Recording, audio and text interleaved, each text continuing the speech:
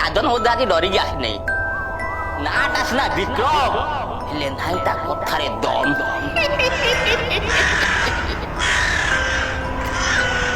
ଖାଲି କଥା କଥାରେ କହୁଛି ମତେ ଘରକୁ ନେଇଯିବ ଶୀଘ୍ର ଶୀଘ୍ର, ହେଲେ କଥାରେ ନାହିଁ ଦମ। ଛି ଛି ଛି ଛି ଛି ଛି।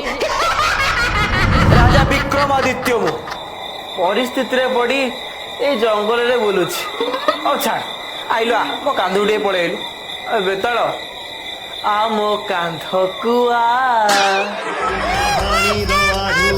ଅନ୍ଧାରଟା ସାରା ଖେଳେ ଛକା ପଞ୍ଝା ପ୍ରଶ୍ନ ଖେଳ।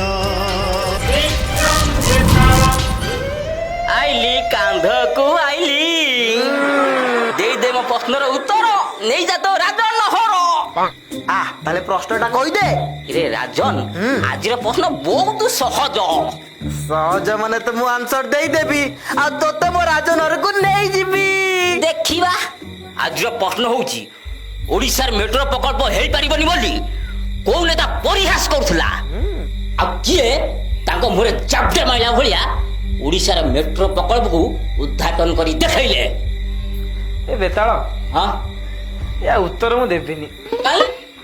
ମୁଡ୍ ନାହିଁ।